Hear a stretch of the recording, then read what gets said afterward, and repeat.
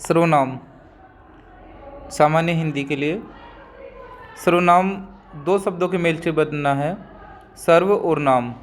सर्व यानी सब और नाम यानी नाम वाले शब्द जो उनका हमें बोध कराते हैं। इस तरह हम परिभाषित कर सकते हैं कि वह विकारी शब्द जो संज्ञा के स्थान पर प्रयुक्त होता है उसे सर्वनाम कहते हैं।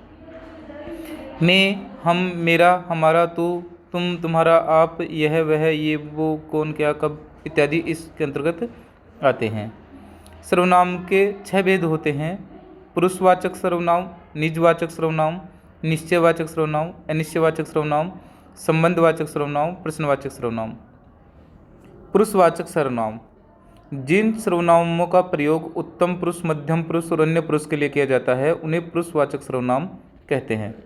उत्तम पुरुष मैं और हम, मध्यम पुरुष तू, तुम और आप, अन्य पुरुष के लिए आता है यह, ये, वह, वो।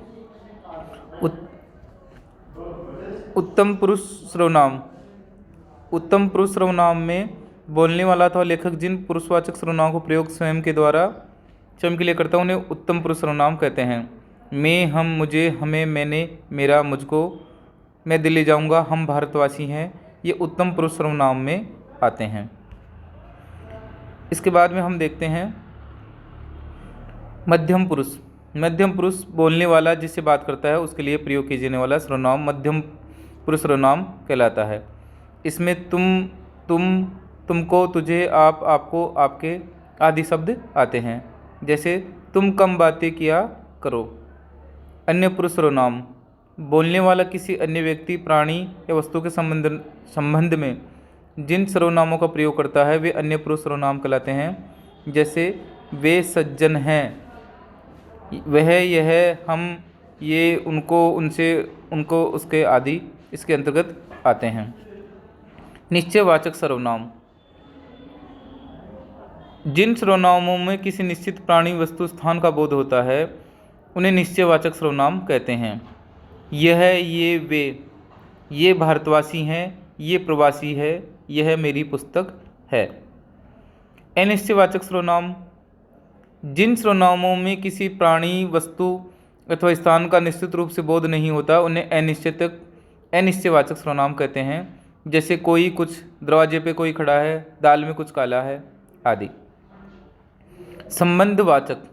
संबंधवाचक जैसे शब्द से तात्पर्य है कि जिन सर्वनामों की संज्ञा के साथ संबंध होता है उन्हें संबंधवाचक सर्वनाम कहते हैं। जैसे जो, सो, यह, जिसकी, उसकी, जैसा, वैसा आदि। जो प्रयत्न करेगा वह फल भी पाएगा, जिसकी लाठी उसकी भैंस। प्रश्नवाचक जिन सर्वनामों में किसी व्यक्ति, प्राणी, वस्तु, क्रिया, व्यापार आदि के विषय में व्यक्ति अथवा प्राणी के संबंध में प्रश्न करना हो तो कौन का प्रयोग होता है। अन्यथा क्या, कौन, क्या, राम को कौन नहीं जानता,